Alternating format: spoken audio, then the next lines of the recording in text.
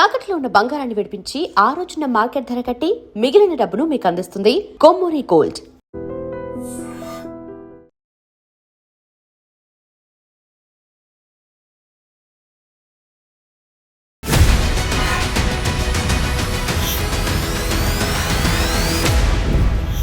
TGIIC ఏర్పడ్డ తర్వాత మీరు వెరీ ఫస్ట్ మహిళ చైర్పర్సన్గా మీరు ఇక్కడ ఉన్నారు. ఎలా అనిపిస్తుంది?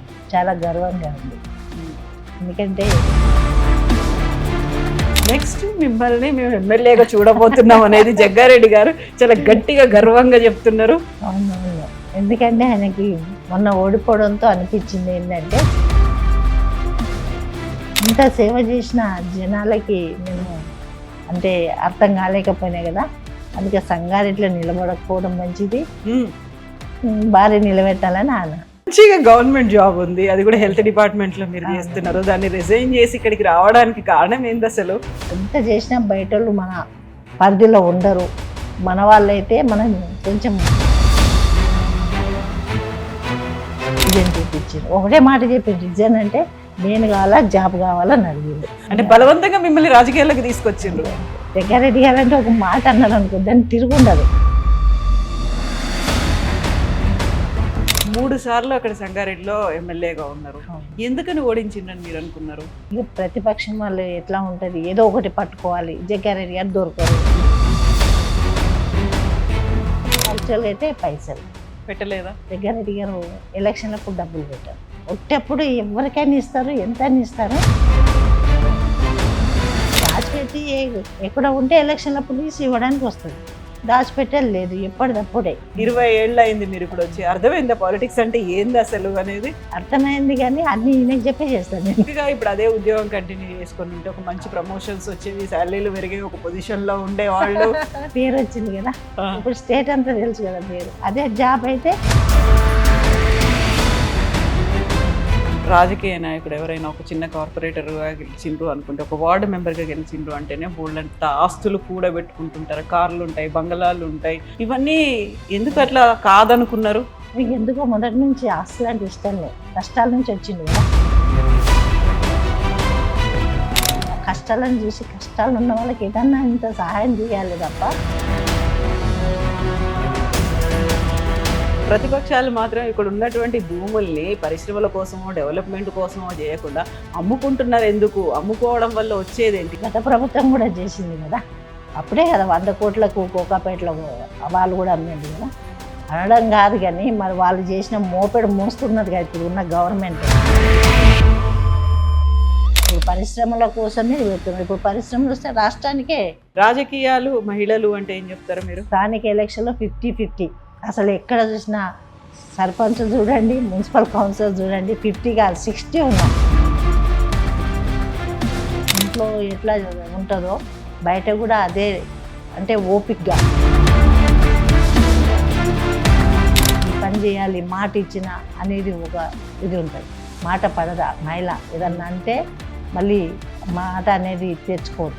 ఆయనకు ఫ్లైట్లు అంటే భయమా ఏంది అసలు? ఎందుకు ఎప్పుడు ఢిల్లీకి పోయినా కానీ ఆ ఏపీ ఎక్స్ప్రెస్ లోనే పోతారు? అది పోయా ఉన్నట్టుంది.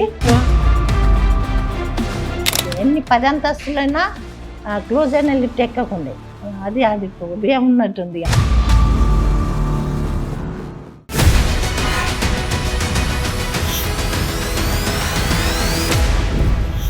నమస్తే, welcome to I dream inside politics with Kavitha. మనతో పాటుగా ఉన్నారు Telangana industrial infrastructure corporation limited chairperson Nirmala Jaggareddy గారు. హలో అమ్మా, నమస్తే. ఎలా ఉన్నారు మీరు? బాగుంది. ఫస్ట్ ఆఫ్ ఆల్ మీకు ఉమెన్స్ డే శుభాకాంక్షలు. Thank you, same to you. Thank you అమ్మా. సో టీజీఐఐసి ఏర్పడ్డ తర్వాత మీరు వెరీ ఫస్ట్ మహిళ చైర్పర్సన్గా మీరు ఇక్కడ ఉన్నారు. ఎలా అనిపిస్తుంది? చాలా గర్వంగా ఉంది. ఎందుకంటే ఎంతోమంది ఆశించిన ఒక మహిళకి ఇవ్వడం చాలా గర్వంగా ఉంది. నిజమే. ఇది ఇప్పుడు టీజీఐఐసి అంటే ఇంత పొడుగు పేరుంది అనుకున్నట్టుగానే దీనికి బరువు బాధ్యతలు చాలా ఎక్కువ ఉన్నాయి, చాలా ఉంటుంది. ఇప్పటికీ తెలంగాణ గవర్నమెంట్లో దేనికైనా ఇంత పెద్ద ఏమంటారు ఇన్కమ్ ఏదైనా ఉంది అంటే, అసెట్స్ ఏమైనా ఉన్నాయంటే వన్ అండ్ ఓన్లీ టీజీఐఐసి. కదా. అవును. ఏమనిపిస్తుంది మీకు ఫస్ట్ మిమ్మల్ని నిర్మలా గారిని సెలెక్ట్ చేసుకున్నారు, దాంట్లో అపాయింట్ చేశారు అన్నప్పుడు ఏమనిపించింది? సీఎం గారి ఆశీర్వాదం. మేము అడగలేదు, అసలు ఊహించని కూడా ఊహించలే ఇలాంటి పోస్ట్ ఉంటుంది, వెళ్ళాలి, తీసుకోవాలని. అనుకోకుండానే సీఎం గారు ఇచ్చిన వరం ఇది మాకంటే. తర్వాత ఇది ఏంటి అనేది కూడా నాకు తెలియదు. అసలు డిపార్ట్మెంట్ ఉంటుంది అని తెలుసు, కానీ డిపార్ట్మెంట్లో ఏముంటాయనేది తెలియదు. ఇక్కడ వచ్చినాక చాలా హ్యాపీగా ఉంది. వచ్చే వాళ్ళకు మరి ఏది ఉన్నా కానీ నేను తెలుసుకొని మరి చెప్తున్నా. డిపార్ట్మెంట్తో డిస్కషన్ చేసి వచ్చిన వాళ్ళ సాల్వ్ చేయడానికి నా ప్రయత్నం నేను చేస్తున్నాను. ఫస్ట్ మీరు డిసిసి ప్రెసిడెంట్గా ఉన్నారు సంగారెడ్డిలో, అది కంప్లీట్గా పాలిటిక్స్. అవును. అక్కడ ఉన్నప్పుడు మీకు ఏదైనా ఒక దాంట్లో ఒక చైర్పర్సన్గా వస్తుంది అనుకుంటే, నామినేటెడ్ పోస్ట్ వస్తుంది అనుకుంటే, వస్తే ఏదైనా ఉమెన్ కమిషన్ ఇలాంటిది ఏదైనా ఉండొచ్చు అనుకుంటారు, కానీ ఇంత పెద్ద బరువు బాధ్యతలు, ఇంత పెద్ద దీనికి ఎక్స్పెక్ట్ చేయలేదు కదా మీరు అసలు? అసలు లేదు. అసలు డీసీసీగా ఉన్నా ఈ పోస్ట్ వస్తుందని నేను అనుకోలేదు. మేము అడగలేదు కదా, అడగంది ఎవరైనా ఇవ్వరు కదా. అట్లా ఊహించినాం, కానీ ఇంత అంటే బెస్ట్ కార్పొరేషన్ అనేది ఇవ్వడం చాలా సంతోషం. ఫస్ట్ మీరు మీ ఉద్యోగం జీవితం మీ స్టార్ట్ అయిందేమో ఒక హెడ్ నర్స్గా, గవర్నమెంట్ హాస్పిటల్స్లో ఉండే హెడ్ నర్సు. అక్కడ నుంచి రాజీనామా చేసిండ్రు, ఇక్కడికి వచ్చిండ్రు, ఆ తర్వాత మళ్ళీ డిసిసి అయినరు, ఓకే. తర్వాత మళ్ళీ మీరు టీజీఐఐసికి చైర్పర్సన్ అయినరు. నెక్స్ట్ మిమ్మల్ని మేము ఎమ్మెల్యేగా చూడబోతున్నాం అనేది జగ్గారెడ్డి గారు చాలా గట్టిగా గర్వంగా చెప్తున్నారు. అవునవును. ఎందుకంటే ఆయనకి మొన్న ఓడిపోవడంతో అనిపించింది ఏంటంటే, సంగారెడ్డిలో ఇంత పని చేసిన, ఇంత సేవ చేసిన జనాలకి నేను అంటే అర్థం కాలేకపోయినా కదా. అందుకే సంగారెడ్డిలో నిలబడకపోవడం మంచిది, భార్య నిలబెట్టాలని ఆయన ఆలోచన. నేనేమనుకుంటున్నా అంటే ఆయన సెన్స్ చెప్పిందేమో నెక్స్ట్ ఆ మహిళకు వస్తుందేమో అని, అట్లానే నాకు ప్రపోజల్ చేస్తున్నారేమో అని అనుకుంటున్నా. మంచిగా గవర్నమెంట్ జాబ్ ఉంది, అది కూడా హెల్త్ డిపార్ట్మెంట్ లో మీరు చేస్తున్నారు. దాన్ని రిజైన్ చేసి ఇక్కడికి రావడానికి కారణం ఏంది అసలు? కారణం ఏంటంటే పొలిటికల్ ఏముంటుంది, ఎవరినైనా మంచిగా చెయ్యాలి అని అనుకుంటే వాళ్ళ తర్వాత చేయించిండ్రు. అట్లా 2-3 సంఘటనలు జగ్గారెడ్డికి ఎదురైనాయి. అప్పుడు ఆలోచన చేసింది, ఓహో ఎంత చేసినా బయట వాళ్ళు మన పరిధిలో ఉండరు, మన వాళ్ళైతే మనం కొంచెం చెప్పినట్టు వింటారు, ఏదైనా చేసినా కొంచెం ధైర్యంగా చేయొచ్చు అనే ఉద్దేశంతో రిజైన్ చేయించారు. ఒకటే మాట చెప్పిండు, రిజైన్ అంటే నేను కావాలా జాబ్ కావాలని అడిగిండు. ఇంకా నాకు ఆప్షన్ లేదు ఇక. ఎందుకంత తీవ్రంగా చెప్పిన నేను కావాలా జాబ్ కావాలా? మరి అక్కడ చెప్పిందేమో రాజకీయాల గురించి. పొలిటికల్ నాకు ఇష్టం ఉండదు, నువ్వు చేస్తున్నావు సంతోషం అని చెప్పిన. ఇంకా లాస్ట్కి ఒకటే ఒక మాట, నేనా జాబ్ అనేసరికి జాబ్ వదిలేసేసి, నేను చెప్పిన మాట వింటావా వినవా అది అనడానికి ఇట్లా చెప్పిండ్రు అంతేనా? డైరెక్ట్ గా అనకుండా నేను కావాలా, నీకు ఇష్టం ఏదైతే అది చేసుకో అని చెప్పిండు. అంటే బలవంతంగా మిమ్మల్ని రాజకీయాల్లోకి తీసుకొచ్చిండ్రు అంతే అంతే. మీ అంతా మీరు అనుకోలేదు అసలు నాకు ఇష్టం లేదని చెప్పేసిన. చెప్పగానే ఆ మాట అన్నాను, నేను కావాలా జాబ్ కావాలనేసరికి ఇది ఎక్కడో వెళ్ళిపోతుంది, మళ్ళీ ఇబ్బంది అవుతుంది. జగ్గారెడ్డి గారు అంటే ఒక మాట అన్నారు అనుకో, దానికి తిరుగుండదు. అనే ఒక పేరు ఉంటుంది, ఏదైనా దానికి ఇదే చెప్పిపోతారు. మంచిగా చెడ తర్వాత మాట ఇచ్చిందంటే అది చేయాల్సిందే. ఎవరినైనా ఎదిరిస్తారు, కాంగ్రెస్ అయినా అధిష్టానాన్ని అయినా ఎవరినైనా. అంటే ఏదన్నా ఉంటేనే అనవసరంగా అది ఉండదు. ఆయన మనసులో అనిపిస్తే తప్పు జరుగుతుంది అని ఆయన మనసులో అనిపిస్తే దానికి ఇది ఏదైనా కానీ సాధించాలి, ఈ సమాజానికి మంచి జరగాలని ఆలోచన చేస్తారంటే. ఏదున్నా ఎంత కుండ బద్దలు కొట్టినట్టు గట్టిగా మాట్లాడతారో, ఎంత రెబల్ లాగా అవుతారో అంత మొండి, అనుకున్న పనులు చేయించుకుంటారు. 3 సార్లు అక్కడ సంగారెడ్డిలో ఎమ్మెల్యేగా ఉన్నారు. ఎందుకని ఓడించిందని మీరు అనుకున్నారు? ఇక ప్రతిపక్షం వాళ్ళు ఎట్లా ఉంటది, ఏదో ఒకటి పట్టుకోవాలి, జగ్గారెడ్డి గారు దొరకరు, జగ్గారెడ్డి ఫోన్ ఉండదు అని అదొకటి. యాక్చువల్గా అయితే పైసలు డబ్బే ఈసారి అయితే పెట్టలేదా? జగ్గారెడ్డి గారు ఎలక్షన్లప్పుడు డబ్బులు పెట్టారు. ఒట్టప్పుడు ఎవరికైనా ఇస్తారు, ఎంతైనా ఇస్తారు, కానీ ఎలక్షన్ల అప్పుడు అయితే దాచిపెట్టారు కదా. మెయిన్ దాచిపెట్టి ఎక్కడ ఉంటే ఎలక్షన్లప్పుడు తీసి ఇవ్వడానికి వస్తుంది, దాచిపెట్టే లేదు ఎప్పటిదప్పుడే. కాబట్టి ఎలక్షన్లో డబ్బులు పంచకపోవడము ఈసారి మెయిన్ కాదు. ఎప్పుడు పంచరు, ఈసారి మెయిన్ అక్కడి నుంచి డబ్బులు రావడంతో ప్రజల్లో మరి ఇక తీసుకున్నాం కదా అని నీతి నిజాయితీ ఓటేసినట్టు డబ్బులు తీసుకున్నందుకు. ఇప్పుడు బాధపడుతున్నారు, కానీ లాభం లేదు కదా. కానీ మీరు అన్నట్టుగా 3 టర్మ్స్ ఉన్నారంటే 15 ఏళ్ల పాటు ఉన్నారు. ఆ తర్వాత ఎప్పుడు ఎవరు ఎక్కడ కనిపించినా మాకు ఈ మధ్యన కూడా విజువల్స్ లో కనిపించినాయి ఏంటంటే చెప్పులు కుట్టుకునే వాళ్ళకు కూడా 50,000 ఇచ్చిండ్రు అప్పటికప్పుడు. అట్లా వాళ్ళు ఎవరు గుర్తు పెట్టుకోలేదా మరి? ఎట్లా ఎందుకు కూడా ఇచ్చిండ్రు అట్లా? అంటే గుర్తు పెట్టుకున్నా ఎట్లా ఉంటుంది అంటే వాళ్ళు ప్రతిపక్షం వల్ల ఎట్లా మైండ్ గేమ్ ఆడిండ్రు. జగ్గారెడ్డి గారు దొరుకుతారా, ఫోన్లో దొరుకుతారా, మేము ఉంటాం కదా అంటే నెక్స్ట్ కూడా ఆ గవర్నమెంట్ వస్తుందనే క్రియేట్ చేసి ప్రజల్లో తీసుకెళ్ళిండ్రు. కొంచెం భయభ్రాంతులు కూడా పెట్టిండ్రు, అది కూడా ఉంది. పొట్టిగా డబ్బులకే కాకుండా భయభ్రాంతులు చెప్పేసరికి అప్పుడు ఆ గవర్నమెంట్ ఉంది కాబట్టి యంత్రాంగం కూడా వాళ్ళు చెప్పిందే విన్నది, మేము చెప్పింది వినలేదు. అందుకనే కొంచెం తేడా వచ్చేసింది. బట్ ఆయన ఇప్పుడు సీరియస్గా ఒక అనౌన్స్మెంట్ చేసిండ్రు, నేను ఈసారి కంటెస్ట్ చెయ్యను, ఇంకో 10 ఏళ్ళు నేను అందుబాటులో ఉండను, నా బదులు మా సతీమణి నిర్మల కంటెస్ట్ చేస్తున్నారు అనే ఒక మాట. అంటే అందుబాటులో ఉన్నాను కాదు, రాజకీయాల్లో సంగారెడ్డిలో ఉంటా, ప్రజాసేవ చేసుకుంటా, పొలిటికల్ మాత్రం ఆవిడని వస్తానని చెప్పడం జరిగింది. ఎందుకంటే ఆయనకు ఈ ఓట్లు అడగడం అనేదే ఇష్టం ఉండదు. అది ఆయనకు. మరి మీకు ప్రచారానికి రావాలి కదా ఆయన. మొన్న మున్సిపల్ ప్రచారం చేసినట్టే చేస్తారు, ఓటు అడగరు. బాగున్నారా, మంచిగా ఉన్నారా, అట్లా రోడ్డు మీద పోతుంటేనే పలకరిస్తేనే ప్రజల్లో అది విచిత్రమే ఉంటుంది అసలు. ఈయన ఏడ కూర్చున్నా, ఏడిలో పడ్డా, ఎక్కడ పోయినా ప్రజల్లో ఆ భావన ఉంటుంది. జగ్గారెడ్డి మన జగ్గారెడ్డి మన ఇంటి వ్యక్తి లాగానే అట్లా మైండ్లో ఉంటుంది వాళ్ళకి. కాబట్టి చూస్తే చాలు ఆయన మనసులో ఏముందో ప్రజలకు తెలుసు. మొన్న ఎలక్షన్లో 3-4 రోజులు డబ్బులు పంచుతున్నారని తెలియగానే ఎవరో అంటారు కదా, సరే మీరు ఇవ్వరు కానీ వాళ్ళు ఇస్తే మీరు వద్దంటున్నాము, ఏం బాగుంటుంది, ఇస్తున్నా తీసుకుంటాము, సరేలే మన మీద వాళ్ళ మీద కడుపు కొట్టినట్టు అవుతుంది, వదిలేసేయండి అని నేను చెప్పేసాను. అందుకనే ఇక ఓడిపోవడానికి ముఖ్య కారణం. సరే, వాళ్ళకి ఏదో డబ్బులు వస్తున్నాయిలే అనుకుంటా, మరి మీకు కావాల్సిన ఓట్లు కదా, అక్కడ ఓట్లు పడాలి కదా. ఇక వాళ్ళ మనసులో ఏదంటే అది చేస్తారు కదా, మనం వద్దన్నా డబ్బులు ఆపలేము. ఇక వాళ్ళ మనసులో ఏదుంటే అది చేస్తారు, వదిలేసింది అని చెప్పేసి కార్యకర్తలు కానీ ఎవరు అడిగినా అదే చెప్పేసి. సో మిమ్మల్ని బలవంతంగా ఉద్యోగానికి రాజీనామా చేయించిండ్రు, బలవంతంగా కాంగ్రెస్ పార్టీలోకి తీసుకొచ్చిండ్రు, అనుకోకుండా మీరు డిసిసి ప్రెసిడెంట్ అయినరు.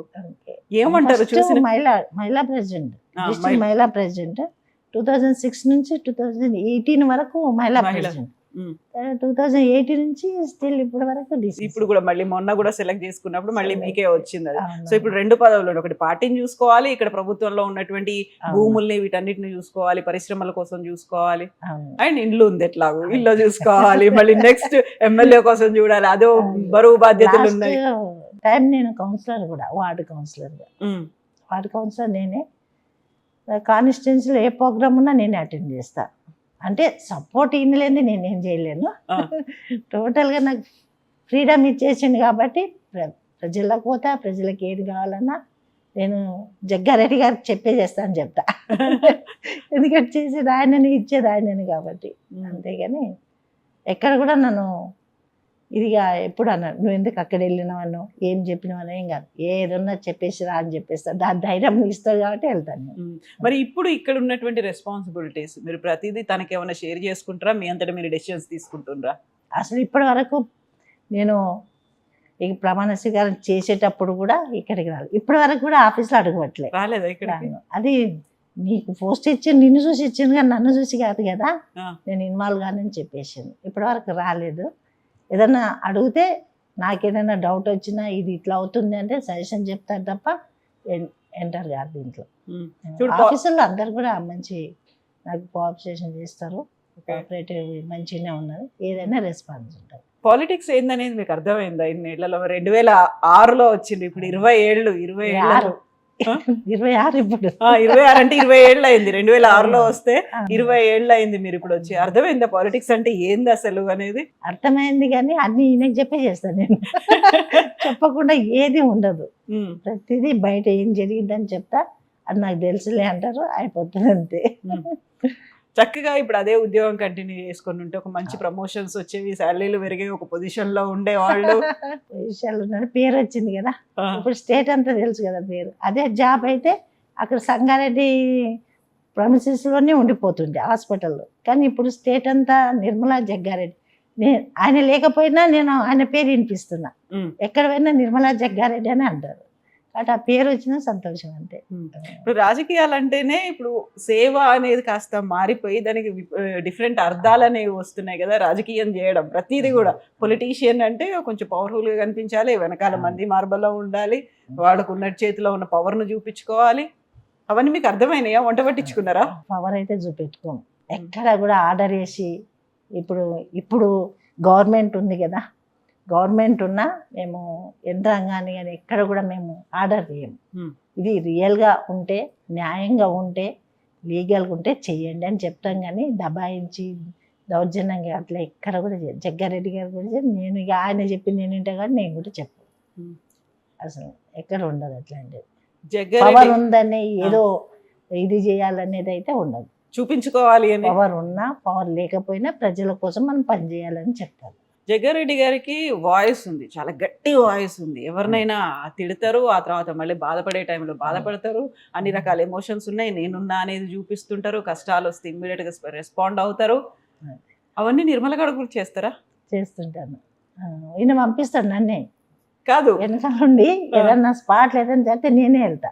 కాదు అరుస్తారా? కోపం వస్తుందా మీకు కూడా? నేను ఒక కమాండ్ చూపించుకోవాలి, లీడర్ అంటే ఉండదు. రిలేషన్కి వెళ్తాను నేను. ఏదో మన ఎప్పటి నుంచో మన బంధం ఉన్నది, మనం అంతా ఒకటి అనే భావంతో వెళ్తా కానీ పవర్తో వెళ్ళను, ఎక్కడ వెళ్ళను. ఆయన కూడా ఇదే కూడా ఆయన అంటుంటాడు, నేను అది చూసా నేను చేసుకున్నాను.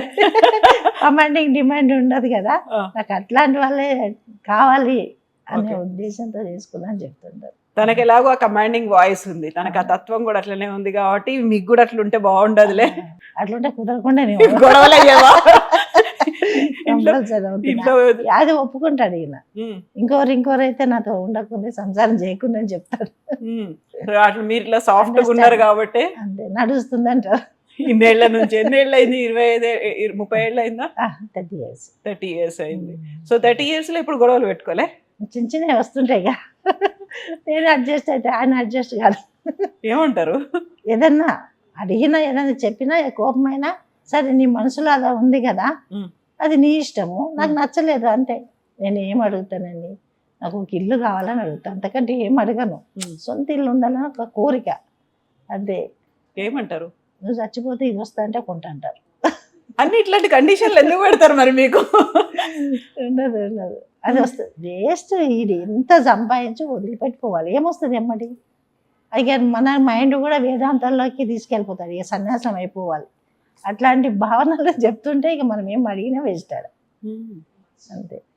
ఇప్పటికీ సొంత ఇల్లు లేదు. సొంత ఇల్లు అంటే మా పాప పెళ్ళప్పుడు రామ మందిర్లో పెళ్లి చేసుకోమని చెప్పింది పాపని.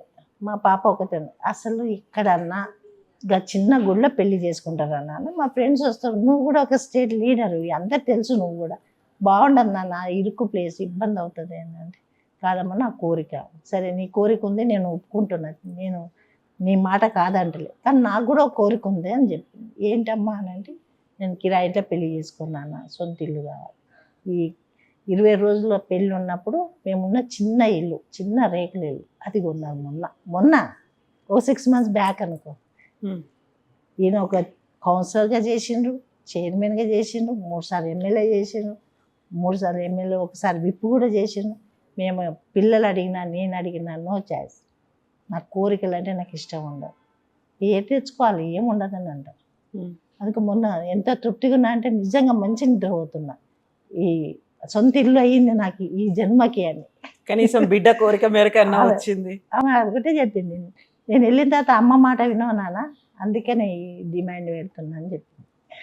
మీ అబ్బాయి ఉన్నాడు, మరి మా అబ్బాయి ఏం అడగరా? చాలా భయం వాళ్ళ నాన్నంటే. అవునా? కనీసం కూతురు పెట్టిన కండిషన్ కూడా పెట్టాడు. వాళ్ళ నాన్న ఏది చెప్తే అది అబ్బా ఈడే నా కొడుకు అంటాడు. ఎందుకంటే ఏది చెప్తే అది ఓకే నాన్న అంటాడు.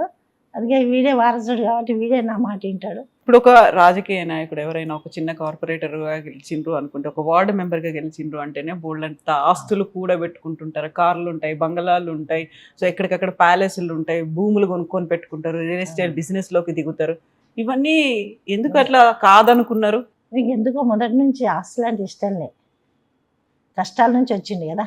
5 సంవత్సరాల వాళ్ళ నాన్న చనిపోయింది, వాళ్ళ అమ్మ ఒక ఏన్యం డ్యూటీ చేసుకొని పిల్లలు నడిపింది.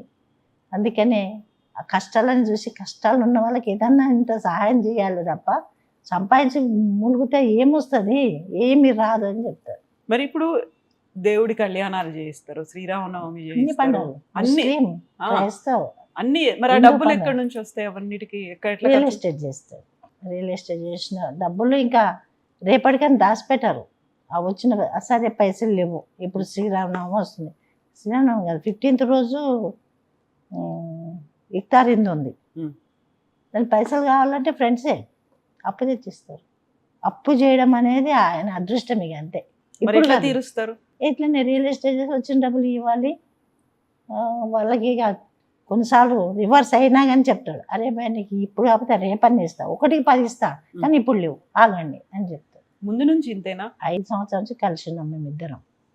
5 ఏళ్ళ నుంచి చూస్తున్నా. 5 ఏళ్ళప్పుడు కూడా చిన్న చాక్లెట్ కొట్టులో పోయి కూడా ఖాతా పెట్టేస్తుంది. మీ ఫ్రెండ్స్, చైల్డ్హుడ్ ఫ్రెండ్స్? చిన్నప్పటి నుంచి. అందుకే ఇక నేను అడ్జస్ట్ అయిపోయాను. ఇక ఈయన మారాడు కదా, అప్పటి నుంచి కూడా కిరాయి సైకిల్ తీసుకొని ఊరంతా తిరుగుతాను. స్కూల్కి వెళ్ళకుండా ఊరంతా తిరిగేసి వస్తుండే సైకిల్. వాళ్ళ అమ్మ అనుకుంటుండే స్కూల్కి పోయిండు కొడుకు అని. అంతే. 50 ఏళ్ల నుంచి చూస్తున్నారు ఆయన. అర్థమైపోయింది కంప్లీట్ గా అర్థమైంది. ఆయన ఏంది మైండ్ సెట్. మనమే మారాలి, కానీ ఆయన మారాడు. ఆయన చూపు ఎటువైపు చూస్తుంది, ఆయన ఏం చేస్తున్నాడు, ఇట్లాంటివన్నీ కూడా అర్థమైపోతుంది. తెలియదు, ఇప్పటికీ తెలియదు. అయినా అడ్జస్ట్ అవుతున్నారు మీరు ఇంకా. చెప్తాడు ఆయననే. నాకే అర్థం కాదు, నేను నీకేం అర్థం అవుతాను, అర్థం కాదు అసలు. ఓకే. ఇప్పుడు నాకు ఇచ్చిన డబ్బులు ఇంకో పక్కలకు తెలియదు, పక్కలకు ఇచ్చినా నాకు తెలియదు.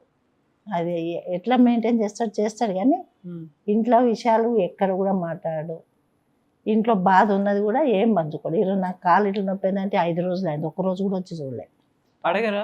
అడిగి నేను నీ బాధ నువ్వు భరిస్తాను, నేను వచ్చేమన్నా నీ బాధ తీసేస్తానా, నీ నొప్పి తీస్తానా, డాక్టర్ ఉంటాడు, హాస్పిటల్ ఉంటాడు, పోతో చూపించుకుంటాడు, అంతే. మరి మంచిగా హోలీ సెలబ్రేషన్స్, బోల్డ్ అని రంగులు జల్లుకొని ఆ విజువల్స్ అవన్నీ వస్తున్నాయి. ఆ తర్వాత మళ్ళీ ఇఫ్తార్ ఉంది, రామనవమి ఉంది, ఇవన్నిటికీ మాత్రం అందరితో కలిసి ఉంటారు. ఎక్కడ ఎవరైనా బాధపడుతున్నారంటే వాళ్ళకి ఫుడ్ పెడతారు, డబ్బులు ఇస్తారు, అన్నిటిని చూసుకుంటుంటారు. డాక్టర్తో టచ్లో ఉంటాడు. అది చాలా ఏమైతుంది, ఏం చేయాలి, ఎక్కడ తీసుకెళ్ళాలని డాక్టర్తో మాట్లాడి కానీ రాడు, అంతే. ఇంకా అలవాటు అయిపోయింది. నేను కూడా చెప్పలే, మరి కాలుకు దెబ్బ తాకి నేను చెప్పలేదు, డాక్టర్ చెప్పింది మేడం ఇట్లా వచ్చింది అని, అంతే. ఇప్పుడు ఈ బరువు బాధ్యతలు ఇవన్నీ ఉన్నాయి, దీనికి తోడు నెక్స్ట్ మీరే ఎమ్మెల్యే కంటెస్టెంట్ మీరే చేస్తారు అని చెప్పిన తర్వాత ఏమనిపించింది మీకు? అంటే ఇవన్నీ ఈ పోస్ట్ వచ్చిన తర్వాత నాకు కొంచెం ధైర్యం వచ్చింది, చేయగలుగుతా నేను కూడా ప్రజల్లో వెళ్ళి ఏదైనా కానీ వాళ్ళకి సేవ చేసే ధైర్యం వచ్చింది, చేస్తా. ఎందుకంటే ఆయన ఉంటాడు కదా, ఎంత దూరం పోయినా నీడలాగుంటాడు కాబట్టి ఆ ధైర్యం వచ్చింది. అయితే మీరు ఆ ఉద్యోగం నుంచి ఇక్కడ దాకా వచ్చి 20 ఏళ్ళ రాజకీయ జీవితం చూసి ఇవన్నీ అయిన తర్వాత ఇప్పుడు పర్లేదా, ఇప్పుడు బలవంతంగా ఎందుకు తీసుకొచ్చిండ్రు అనుకున్న తర్వాత ఇప్పుడు తీసుకురావడం మంచిదే? చాలాసార్లు ఏడ్చుకున్నా కూడా, ఎందుకంటే గవర్నమెంట్ జాబ్ అంటే చచ్చేవరకు ఎంబడి ఉంటుంది కదా, పెన్షన్ వస్తుంది, ఆ తర్వాత వస్తుంది పిల్లలకు. ఈయన ఏం చేయకపోయినా పిల్లలకి నేనన్నా ఇంత చేసి పెట్టే శక్తి నాకు ఉంది కదా అని అనుకుంటుంది. చాలాసార్లు ఏడ్చిన, బాధపడ్డా. ఏమనేది అప్పుడు? అవన్నీ వేస్ట్, నువ్వు వేస్ట్ ఏం లాభం చెప్పు, నీ ఆరోగ్యం పాడైతే రోగాలు వస్తే తప్ప నేను మాత్రం మారని చెప్పేసి, అంతే. అర్థమైపోయింది. మెల్లమెల్లగా మీరే ట్యూన్ అయినరు. మా పాప సపోర్ట్. ఇక తర్వాత ఆమె తెలివి వచ్చిన తర్వాత ఇంటర్ తర్వాత అన్ని అర్థం చేసుకొని ఇప్పటి వరకు స్టిల్ ఇప్పటి వరకు మ్యారేజ్ అయిపోయిందా మా పాపకి, మా పాప ఇప్పటికీ సపోర్ట్. అన్ని ఆమె చూసుకుంటుంది, మెయింటెనెన్స్ ఇంట్లో నాకేం తెలియదు, ఆమె చూసుకుంటుంది. ఫస్ట్ నిర్మల గారి కంటే కూడా మీ పాప జయ పేరే వినిపించింది. తనే వారసురాలు అనేది ప్రొజెక్ట్ అయింది, తనే అన్ని కార్యక్రమాలకు అటెండ్ అయ్యేవాళ్ళు. జగ్గారెడ్డి గారు లేని ప్లేస్ లో, వెళ్ళని ప్లేస్లకు తనే వెళ్ళేది. ఎందుకు సడన్ గా మీ పేరు వచ్చింది తెర మీదకి?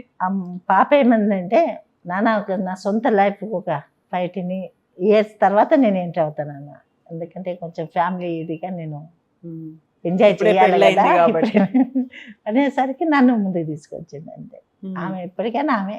మీకు ఓకేనా ఇప్పుడు మీ ఎమ్మెల్యేగా మీ క్యాండిడేట్ మీరు మీరే కంటెస్ట్ చేస్తారు? ఇప్పుడు రాహుల్ గాంధీ వచ్చినా, రేవంత్ వచ్చినా అసలు నేను వినను, నెక్స్ట్ మా నిర్మలనే ఉంటది, మా ఆవిడే ఉంటది అన్నప్పుడు ఒప్పుకున్నా. ఇంకా అలవాటు అయిపోయింది తిరుగుడు బయట, ఓకే చేయగలుగుతాను. నాకు కూడా కోరికుండే, ఇక్కడ వచ్చిన గ్రీన్ పెన్, కానీ నేను డ్యూటీ చేసేటప్పుడు నాకు ప్రమోషన్ వస్తుండే, గ్రీన్ పెన్ వస్తుండే, నువ్వు అనవసరంగా నన్ను ఏదో చెత్తలు పడేసినావు అని అంటే సరే నీ కోరిక నెరవేరుస్తా అని చెప్పి ఎమ్మెల్యే అని చెప్పిండు. కానీ ఈ పోస్ట్ కూడా వచ్చింది. ఇప్పుడు 2 బాధ్యతలు ఉన్నాయి, అటు పార్టీని అవును. చూసుకోవాలి, ఇటు ప్రభుత్వాన్ని కూడా చూసుకోవాలి మీరు. కానీ మా జిల్లాలో నాయకులు చాలా మంచి సపోర్ట్ ఇస్తారు. అంటే ఒక ఆడపిల్లగా ఉన్నానో ఏమో తెలియదు డీసీసీకి, కానీ దామోదర్ రాజనరసింహ కానివ్వండి, సురేష్ శెట్టి గారు, సంజీవ్ రెడ్డి, శ్రీనివాస్, వీళ్ళంతా 5 కాన్స్టిట్యున్సీ వాళ్ళు నన్ను ఏది చెప్పినా నన్ను తప్పు పట్టారు. వాళ్ళు అమ్మొస్తే చాలా అంటారు తప్ప ఏది చెప్పినా వాళ్ళు ఓకే. నేను ఏది అడిగినా వాళ్ళు ఇవ్వడానికి సిద్ధం. అంతే. కాంట్రవర్షన్ అయితే మా జిల్లాలో లేదు. బట్ చాలా యాక్టివ్ గా పార్టిసిపేట్ చేయాలి. కాంగ్రెస్ అంటేనే డిఫరెంట్ గ్రూపులు అనేది ఉంటుంది, వాటన్నిటిని మళ్ళీ ఏకం చేసుకుంటూ, ఇప్పుడు మీరు చెప్పిన దాంట్లో ఒకరు హెల్త్ మినిస్టర్ ఉన్నారు, ఒకరు ఎంపీ ఉన్నారు, వాళ్ళందరినీ కలిసి మళ్ళీ వాళ్ళకు క్యాడర్ ఉంటుంది, వాళ్ళని గౌరవించుకోవాలి ఉంటుంది. అట్లా కొంచెం జగ్గారెడ్డి గారి ప్రభావం కూడా ఉంటుంది కాబట్టి ఏ గ్రూపులకు తావేయదు. మళ్ళీ ఏదైనా ఉంటే జగన్న మళ్ళీ ఇన్వాల్వ్ అయితే కష్టం అని చెప్పి కొంచెం ఉంటుంది అది. ఇప్పుడు టీజీఐఐసి చైర్పర్సన్ యాక్చువల్గా మిగతా వాటన్నిటికంటే కూడా ఇది చాలా డిఫరెంట్ ఉంటుంది. ఇందులోనే ఎక్కువ ఇన్వాల్వ్మెంట్ ఉంటుంది, కరప్షన్ ఉంటుంది, ప్రెషర్ ఉంటుంది, డబ్బు ఎక్కువ ఉంటుంది. ఏమనిపించింది టీజీఐఐసి అనగానే మీకు? ఫస్ట్ ఏం అర్థం కాదు, కానీ ఇప్పుడు అర్థమైంది. ఇది అసలు గవర్నమెంట్కి ఏది ఉన్నా కానీ దీనివల్లనే మరి సపోర్ట్ ఉంటుంది గవర్నమెంట్ ఫైనాన్స్కి. ఇప్పుడు ఏ మినిస్టర్ కానివ్వండి, సీఎం కానివ్వండి, ఏదున్నా వాళ్ళు కూడా, నాకు కూడా ఏదైనా ఉంటే డౌట్ ఉంటే కూడా వాళ్ళు కూడా చెప్తుంటారు, ధైర్యం ఇస్తుంటారు. కాబట్టి అంత పెద్దగా బాధ్యతగా నేను నాకేం ఫీల్ అవుతలే, సపోర్ట్ ఉంది కాబట్టి. తెలంగాణ రైజింగ్ గ్లోబల్ సమ్మిట్ పెట్టిండ్రు, అందరూ ప్రపంచ దేశాల నుంచి వచ్చిండ్రు, మన దేశవ్యాప్తంగా ఉన్నటువంటి పారిశ్రామికవేత్తలు అందరూ వచ్చిండ్రు. ఫస్ట్ అది మీ ఆధ్వర్యంలో జరిగింది, ఎట్లా అనిపించింది అప్పుడు? అసలు భారతదేశంలో ఇప్పటివరకు అట్లాంటి ప్రోగ్రామ్ అయితే ఎవరు పెట్టలేదు, సక్సెస్ కాలేరు అని చెప్పడం జరిగింది. చాలా సంతోషం. ఎందుకంటే మన తెలంగాణ గడ్డ అంటేనే అన్నిటికీ వాతావరణాలకి కరెక్ట్గా ఉంటుంది. ఇప్పుడు వేరే రాష్ట్రాలను పోలిస్తే మన రాష్ట్రంలో అన్నిటి కూడా అంటే ఇండస్ట్రీలు పెడితే ఎలాంటి ఇబ్బంది లేకుండా ట్రాన్స్పోర్ట్ కానివ్వండి, పరిశ్రమలు ఏర్పాటు చేయడంలో కానివ్వండి, మంచి ప్లేస్ అనేది మంచి వాయిస్ వెళ్ళిపోయింది గ్లోబల్ సమ్మిట్లో. కాబట్టి మంచి డెలికేటర్స్ కూడా చాలా బాగా హ్యాపీగా ఫీల్ అయ్యారు. ఇంత ఈజీగా మమ్మల్ని క్యాచ్ చేసి మాకు ఇంత మంచి సదుపాయం ఇచ్చిందని చాలామంది అప్రిషియేట్ చేసి చాలా హ్యాపీగా అనిపించింది. సో మీరు దగ్గరుండి అన్ని ఏర్పాట్లు చూసుకున్నారు. ఆ తర్వాత 5 లక్షల కోట్ల పెట్టుబడులు వచ్చినాయి అన్నప్పుడు మళ్ళీ వాటిని గ్రౌండ్ చేసి చూపించాలి. అవన్నీ నిజంగా పరిశ్రమలు వచ్చినాయా లేదా, ఊరికే సంతకాలు చేసుకున్నారా, వచ్చిన వాళ్ళ జెన్యూనేనా కాదా, ఇవన్నీ మళ్ళీ ఫాలో అప్లు కూడా చేసుకోవాలి. ఆల్రెడీ అన్నీ కూడా సీఎం గారు అన్ని ఏమంటారు గ్రాఫింగ్ చేసుకున్నాకనే స్టార్ట్ చేసిండ్రు.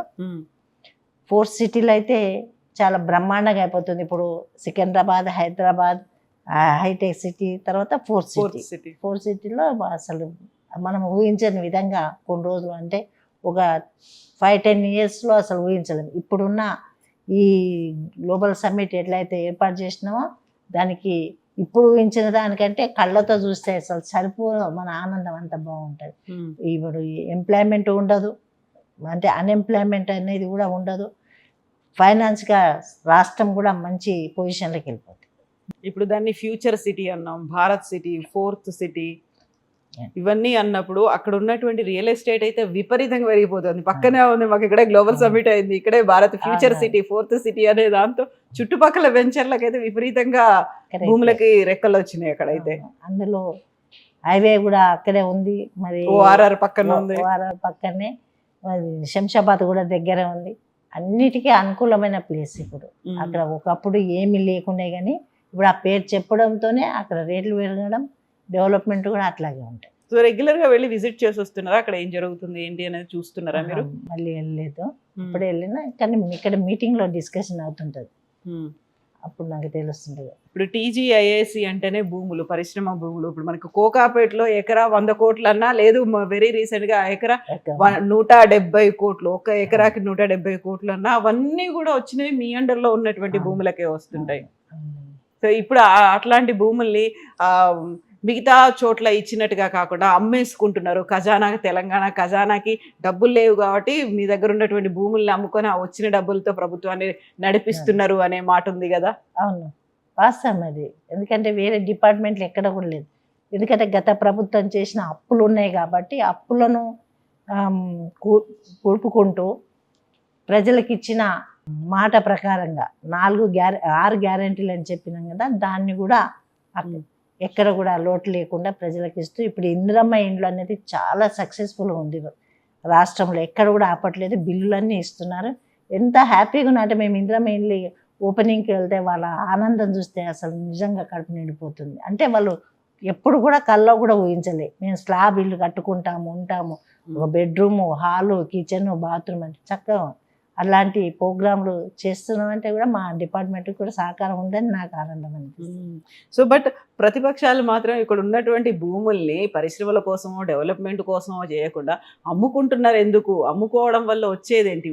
మీ దగ్గర ఉన్న భూములన్నీ డెవలప్మెంట్ కోసం కదా, రాష్ట్రం కోసం కదా, రాష్ట్రం నడపడానికి అమ్ముకోమని ఎవరు చెప్పిండ్రు అనే ఒక మాట ఉంది కదా. గత ప్రభుత్వం కూడా చేసింది కదా, అప్పుడే కదా 100 కోట్లకు కోకాపేటలో వాళ్ళు కూడా అమ్మిండ్రు కదా. అనడం కాదు కానీ మరి వాళ్ళు చేసిన మోపెడు మోస్తున్నది కదా ఇప్పుడు ఉన్న గవర్నమెంట్, అది కూడా వాళ్ళు గ్రహించాలి కదా. మరి ఏదైనా చేస్తేనే కదా ఒకటి పోతే ఇంకోటి వస్తుంది. ఇప్పుడు పరిశ్రమల కోసమే పెడుతున్నాం. ఇప్పుడు పరిశ్రమలు వస్తే రాష్ట్రానికే మరి ఇన్కమ్ సోర్స్ అవుతుంది. సో ఇప్పుడు ప్రభుత్వం దగ్గర ఇన్ని వేల కోట్ల ఎకరాల భూములు అనేవి ఉన్నాయి కదా, మరి వాటన్నిటినీ కూడా అన్యాక్రాంతం అవ్వకుండా, కబ్జాలు కాకుండా ఇవన్నీ చూసుకోవాలి. ఎట్ ద సేమ్ టైం అక్కడ పరిశ్రమలు పెట్టాలి అనుకున్నప్పుడు ఒక అపోజ్ అనేది రాకుండా, ఆందోళనలు, ర్యాలీలు ఇట్లాంటివి తీయకుండా, నిరసనలు లేకుండా చూసుకోవాలి. అన్నిటిని మళ్ళీ కోఆర్డినేట్ చేసుకుంటూ మీరు ముందుకు పోవాలి కదా. సీఎం గారు ఒకటే చెప్తున్నారు, పంట పండే భూములను టచ్ చేయొద్దు, పంట లేకుండా బీడు భూములుగా ఉన్న వాటినే, అది కూడా అసైన్ ల్యాండ్ కానీ పట్ట కానీ అట్లా తీసుకోండి, కానీ ప్రజల్లో మాత్రం ఆందోళన రాకుండా చూడమని చెప్పింది. ఇప్పుడు డిపార్ట్మెంట్ కూడా అదే చూస్తుంది. ఎక్కడ వెళ్ళినా పంటలు లేకుండా పొలమే. వాళ్ళు ఒకవేళ పంటలు ఉన్న అసైన్ ల్యాండ్ ఇవ్వాలనుకున్న వాళ్ళ ఇష్టపూర్వకంగా ఇస్తేనే పోవాలి, బలవంతం లేదు, బలవంతంగా లేదు. ఒకవేళ డిమాండ్ చేస్తే కూడా వాళ్ళు కోర్టు కూడా వెళ్ళే అవకాశం ఉంటుంది. ఇప్పుడు డిమాండ్ అంత చేయట్లేదు. ఒక ప్లాట్ ఇస్తే ఎకరానికి ఒక ప్లాట్ ఇవ్వమని అడుగుతున్నారు. దానికి సీఎం గారు ఒప్పుకున్నారు కూడా, ఒక ప్లాట్ ఇస్తున్నారు. మరి గవర్నమెంట్ వాల్యూని బట్టి 3 వంతులది కూడా రేటు కట్టిస్తున్నారు. అట్లని అన్యాక్రాంతంగానికి గత ప్రభుత్వము చేసింది ఏంటంటే ధరని తీసుకొచ్చి దరిద్రాన్ని పెట్టింది. ప్రజలందరూ కోట్ల చుట్టూ తిరిగినా ఒక్క పని కూడా కాలేదు. ప్రాణాలు పోయినాయి, దాన్ని ఎంజాయ్ చేసుకోలేరు, వాళ్ళు పంట పండించుకోలేని పరిస్థితిలో. ఇప్పుడు భూభారతి తీసుకొచ్చింది గవర్నమెంట్, చక్కగా అసలు వాళ్ళ బౌండరీ వేసిస్తుంది. ఆ బౌండరీ వేసిన తర్వాత కూడా ఆధార్ కార్డు లాగా భూధార్ కార్డు ఇస్తుంది. ఆ కార్డు అమెరికాలో ఉండని, ఎక్కడ ఉండని, ఎవ్వరు కూడా టచ్ చేయడానికి లేదు, ఈజీగా తెలిసిపోతుంది. అంత సునాయాసంగా ప్రజలకు చేసి పెట్టడానికి ఈరోజు ముఖ్యమంత్రి గారు ప్లాన్ చేయడం జరిగింది. ఆల్రెడీ స్టార్ట్ అయింది, భారత్ స్టార్ట్ అయింది. ప్రతి గ్రామాల్లో, పల్లెలో, అన్ని ఊర్లలో కూడా రెవెన్యూ డిపార్ట్మెంట్ పోయి సర్వే చేయడం జరుగుతుంది. ఉన్న రేటుకి 10 నుంచి 12% ఎక్కువ పెంచి దాన్ని అమ్ముతున్నారు. మిగతా స్టేట్లో అయితే ఎకరాకి 99 పైసలు ఇచ్చి వాటిని తీసుకుంటున్నారు. ఎందుకంటే నామినల్గా మన రాష్ట్రంలో పరిశ్రమలు రావాలి అనే భావన ప్రతి చోట కనిపిస్తుంది. బట్ తెలంగాణలో మాత్రం ఉన్నదానికి ఇంకా 10 నుంచి 12% పెంచి వాళ్ళకి ఇస్తున్నారు అనే ఒక మాట ఉంది కదా. అన్నిటికీ సౌలత్ ఉంది మన తెలంగాణ రాష్ట్రం. ఏది పెట్టుకున్నా సక్సెస్. మరి ఎక్కడ కూడా తుఫాన్లు రావు, మునిగిపోవు, మన దగ్గర సముద్రం లేదు, ఏవీ లేవు. కాబట్టి మంచి తెలంగాణలో పరిశ్రమ పెడితే నష్టం జరగదు, అన్నిటికీ అనుకూలం ఉందని రేట్ ఎక్కువగానే వస్తున్నారు. బట్ మీ మీద ప్రెషర్ ఉంటుందమ్మా. ఎట్లా? ఇప్పుడు జగ్గారెడ్డి గారు సైలెంట్గా ఉంటారు, కాకపోతే మీకున్నటువంటి కార్యకర్తలు లేకుండా మీ ప్రభుత్వం దగ్గర నుంచో మీ వాళ్ళు కావలసిన వాళ్ళు ఎవరైనా దీని మీ సంతకాలు పెట్టండి, ఇది అయ్యేట్టుగా చూడండి, ఇట్లాంటివి ఆ భూములు ఇవ్వడానికో తక్కువ ధరకు తీసుకోవడానికో. ఓకే, అట్లే ఉండదు. ఏదన్నా లీగలే, లీగలే, లేకపోతే అసలు టచ్ చేయము. ఈవెన్ కలెక్టర్ చెప్పినా, ఆర్డీఓ చెప్పినా, ఎంఆర్ఓ చెప్పినా లీగల్ ఉంటే వాళ్ళ ప్రాసెస్ చేయండి అని ముందే చెప్తాం మేము. వాళ్ళు ఏదో ప్రెషర్ పెడితే, మేమేదో చెప్పితే, మీరేదో చేస్తే మీరు బదలం కావద్దు, మాకు కూడా చెడ్డ పేరు తేవద్దని ముందే చెప్తాం. ఇప్పుడు గత ప్రభుత్వం టీఎస్ ఐపాస్ అనేది తీసుకొచ్చింది. ఒకవేళ ఎవరైనా ఎన్ఆర్ఐయో ఇంకెవరైనా ఒక పరిశ్రమ పెట్టాలి అనుకుంటే సింగిల్ విండోలో వాళ్ళకి కావాల్సినటువంటి అన్ని పర్మిషన్లు అందులోనే వచ్చేస్తే డిఫరెంట్ ప్లేసుల్లో తిరిగిపోకుండా విత్ ఇన్ నో టైంలో వాళ్ళకి కావాల్సిన పర్మిషన్స్ వస్తాయని. బట్ ఇప్పుడు మాత్రం విపరీతమైనటువంటి లాబియింగ్ అనేది జరుగుతుంది. బయట వ్యక్తులు వచ్చి ఇక్కడ కూర్చొని ప్రెషర్ చేస్తున్నారు. ఇట్లాంటివన్నీ కూడా ఈ మధ్యన ఎందుకు వినిపిస్తున్నాయి? అట్లా ఇక్కడ ఈ డిపార్ట్మెంట్ ప్రెషర్ అయితే ఎక్కడా లేదు. మేము ఇచ్చేది ఏంటి, ఆల్రెడీ ఆన్లైన్లోనే పెడుతున్నాము. ఆన్లైన్లో రేట్ ఉంటుంది, ఆన్లైన్లోనే వాల్యూ భూమి ఎంత ఉందని తెలుస్తుంది. దాన్ని బట్టి వస్తారు. ఇక్కడ వచ్చి ఫైటింగ్ చేసి అయితే ఏమి ఉండవు. క్లియర్ కట్గా ఆన్లైన్లో చూసుకొని వస్తారు ఎవరన్నా. వాటి ఏం ప్రెషర్ ఉండదు. అందులోనూ పర్టికులర్గా మహిళలు ఉన్నారు అంటే పర్లేదులే, వీళ్ళకి చెప్తే కొంచెం యాక్సెప్ట్ చేస్తారు, మాట వింటారు, ఒక్కో రకంగా లొంగిపోతారు, భయపడతారు, ఇట్లాంటివన్నీ ఉంటాయి కాబట్టి వాళ్ళ మీద ప్రెషర్ ఎక్కువ పెట్టాలి అనేది. అందులో మీ దగ్గర ఉన్నటువంటి ఇంత ఖజానా డబ్బు అనేది ఇంకెక్కడా లేదు కాబట్టి మీ మీద ఎక్కువ ప్రెషర్ అని అట్లాంటిది ఏమన్నా ఉంటుందా? ఇప్పుడు మీరు బాధ్యతలు తీసుకున్న దగ్గర నుంచి ఇప్పటిదాకా ఉండదు, ఎక్కడ కూడా రాలేదు నాకు అట్లాంటి ఎదురే కాలేదు. ఏదైనా సాఫ్ట్గానే వెళ్ళిపోతుంది. ఓకే, రాజకీయాలు మహిళలు అంటే ఏం చెప్తారు మీరు? ఇప్పుడు స్థానిక ఎలక్షన్లో 50-50 అసలు ఎక్కడ చూసినా సర్పంచులు చూడండి, మున్సిపల్ కౌన్సిలర్ చూడండి, 50 కాదు 60 ఉన్నాం. జనరల్ సీట్లో కూడా మహిళలు గెలిచి ఈరోజు చాలా ఆనందంగా ఉంది. ఎందుకంటే మహిళలు అన్ని కష్టాలు సుఖాలు అన్నీ తెలుసు. ఇంట్లో ఎట్లా ఉంటుందో బయట కూడా అదే, అంటే ఓపిక్గా ఇంట్లో ఏది లేకున్నా ఏది ఉన్నా ఎట్లా అడ్జస్ట్మెంట్ చేయాలి, ఎట్లా దాన్ని మనం పైకి రావాలి అన్న ఆలోచన ఎట్లా చేస్తారు. ఇప్పుడు బయట కూడా మహిళ వచ్చి అదే ఆలోచన చేస్తారు. ఇప్పుడు వార్డ్ మెంబర్ కౌన్సిలర్ ఉన్నా అనుకోండి, కౌన్సిలర్గా నేను ఏం చేయాలి, ఈ పని చేయాలి, మాట ఇచ్చిన అనేది ఒక ఇది ఉంటుంది. మాట పడదా మహిళ ఏదన్నా అంటే మళ్ళీ మాట అనేది తెచ్చుకోదు. కాబట్టి చాలా రాష్ట్రంలో నాకు చాలా మంచిగా అనిపించింది. కౌన్సిలర్ కాదు, చైర్మన్లు కూడా చాలా మంది ఈసారి మహిళలే చైర్మన్ చాలా మంది ఉన్నారు. మరి సీఎం గారు కూడా చెప్పారు, ప్రతి మహిళను కోటీశ్వరాలు కావడానికి ఇవే కారణాలు.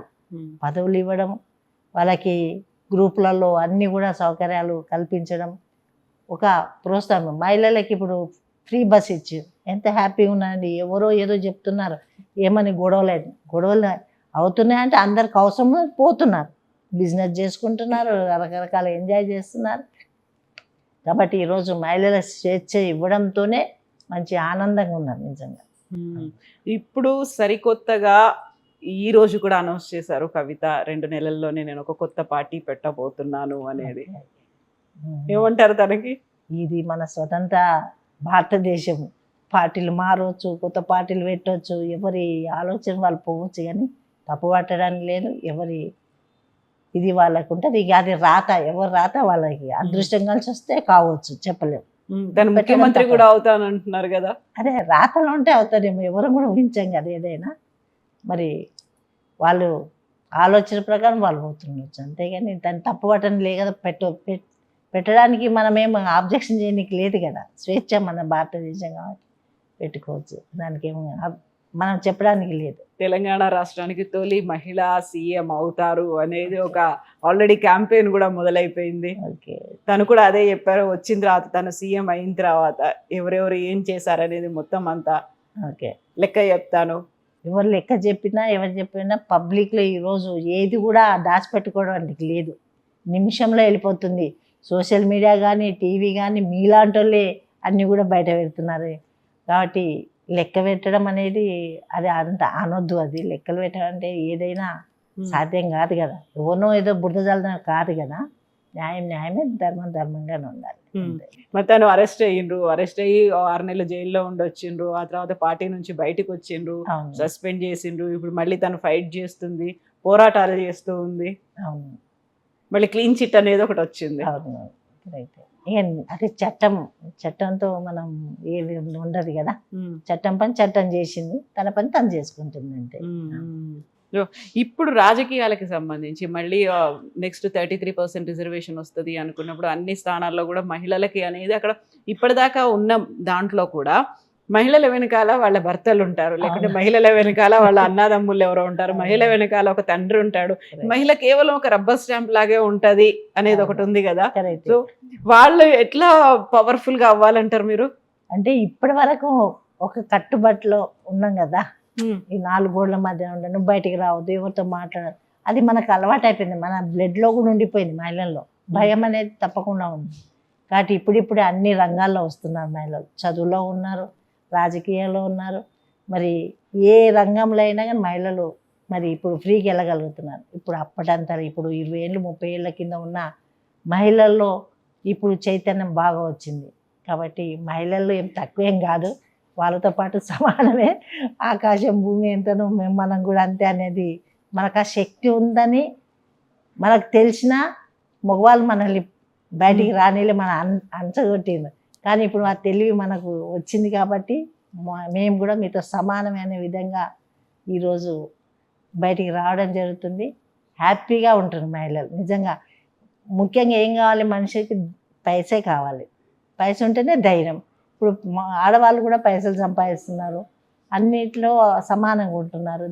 కాబట్టి నేను ఒకటే చెప్తాను మహిళలకి, ఈ మహిళా దినోత్సవం అప్పుడు కూడా చెప్తుంటా, ఆడపిల్లగా పుట్టడమే అదృష్టం అని చెప్తా.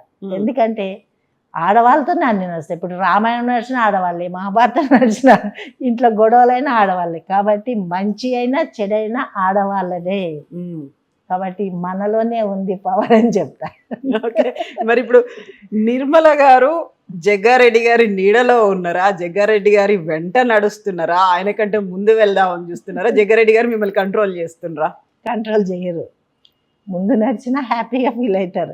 ఎందుకంటే సమాజం కోసం చేస్తున్నాం కదా, ఏదో దాచిపెట్టుకో ముందు మన కోసము అనేది కాకుండా మనకున్న శక్తి, మనకున్న ఆలోచన ప్రజల కోసమే చేయాల్సిన బాధ్యత. కాబట్టి ఆ ఇద్దరం కూడా సేమ్ లైన్లో పోతాం కాబట్టి ఎక్కడ గొడవలు కానీ ఎక్కడ పంచాయతీలు రావు మాకు. ఇండిపెండెంట్ డెసిషన్స్ తీసుకుంటారా మరి మీరు రాజకీయాల్లో? తీసుకోను.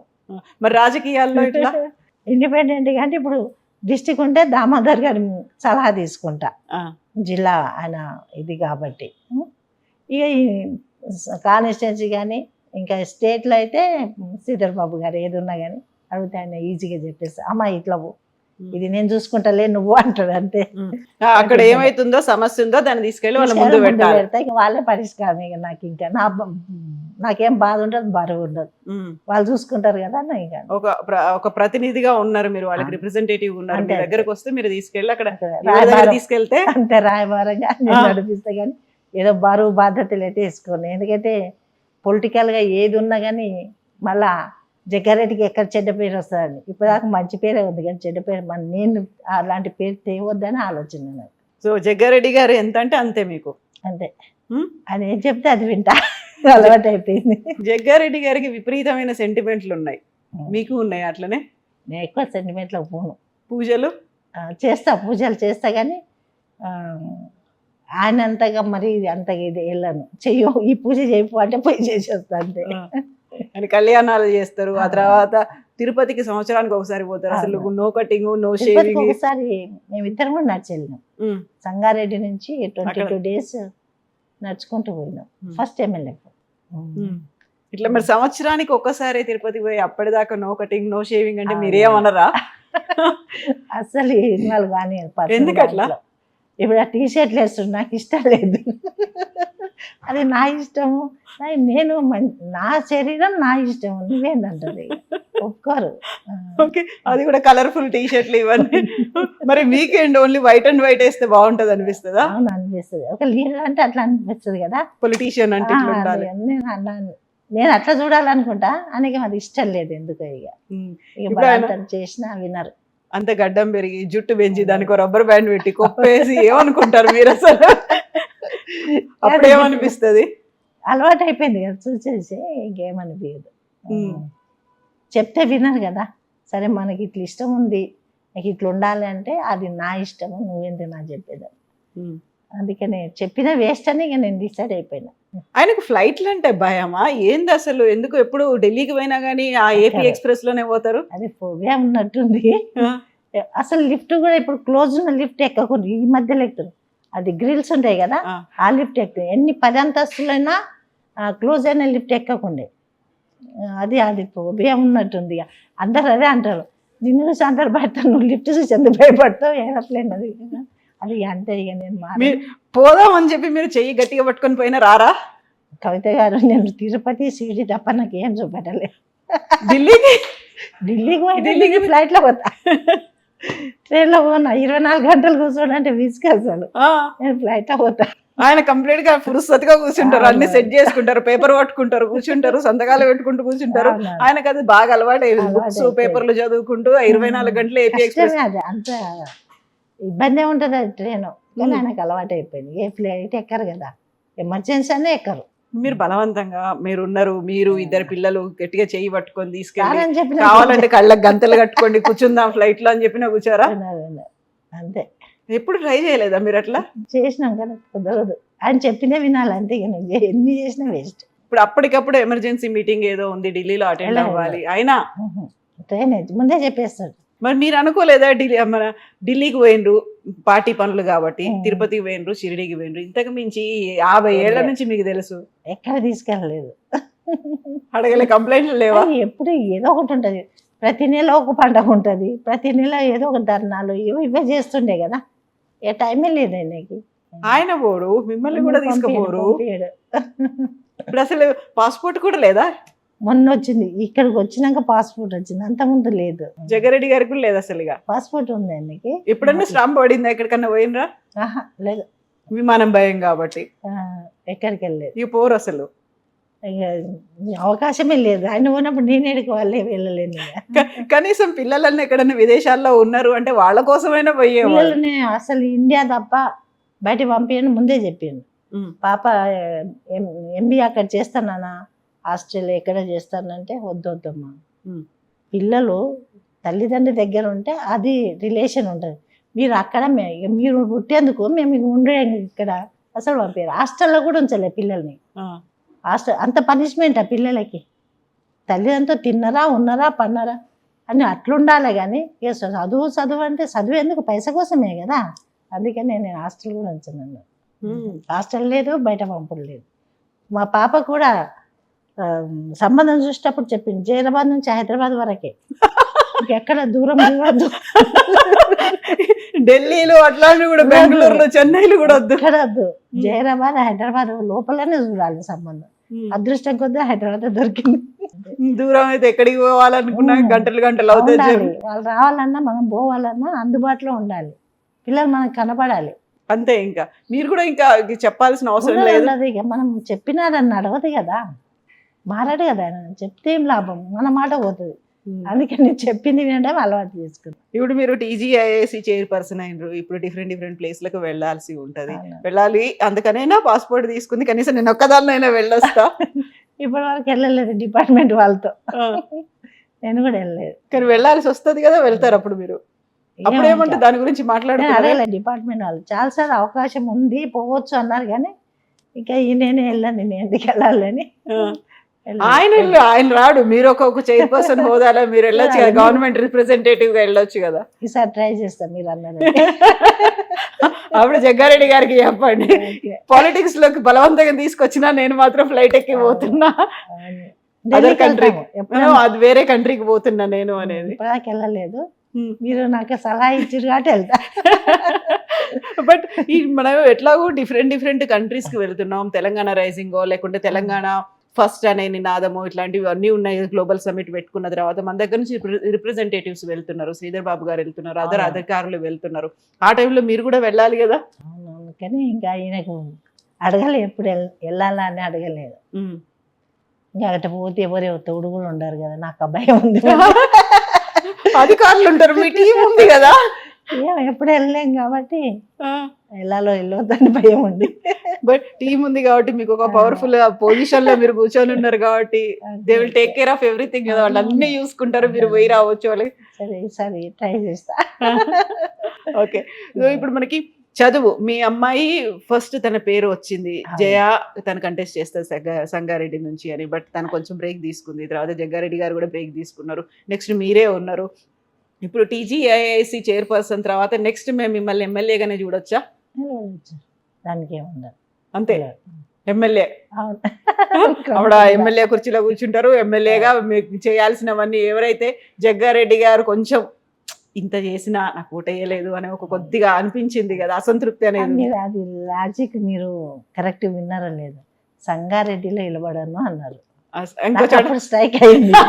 సంగారెడ్డిలోనే అంటున్నారు, ఎక్కడ అనట్లేదు కదా, ఎమ్మెల్యే ఎక్కడ పోటీ చేయని అంటలే.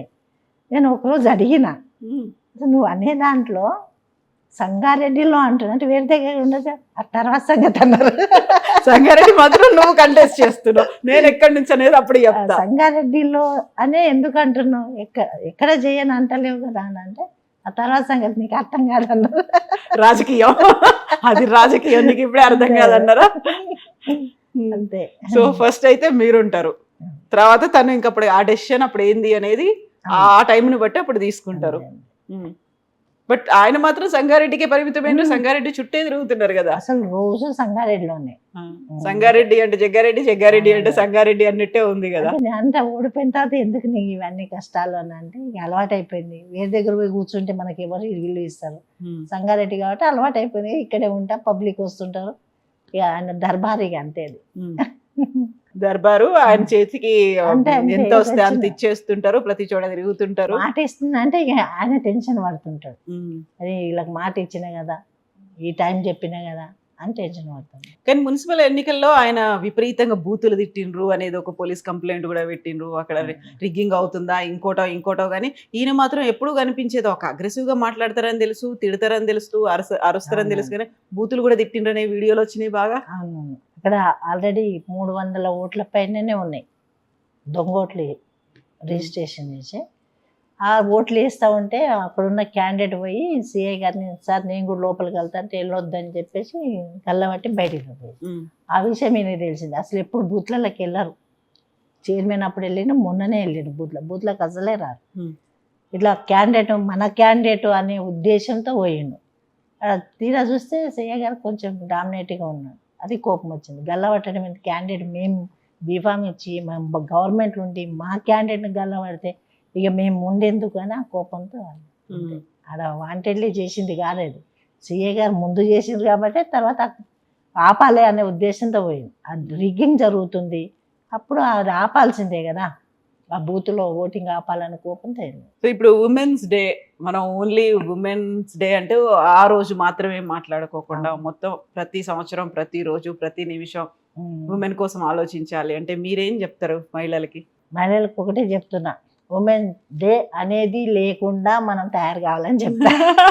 ఒక స్పెషల్ డే మార్చి 8 అని కాకుండా ఉమెన్స్ డే ఎందుకు చేసుకుంటున్నాం, మనకు సపోర్ట్ ఇవ్వండి. మనకు ఆ శక్తి ఉన్నా కానీ మనల్ని అణచివేస్తున్నారు. ఆ రోజు పోవాలి, మీరు అట్లా తయారు కావాలి, మనం అందరం అట్లా ఉండాలని చెప్తాను నేను. మహిళా దినోత్సవం అనేది ఉండవద్దు, పురుషుల దినోత్సవం రావాలని చెప్తాను.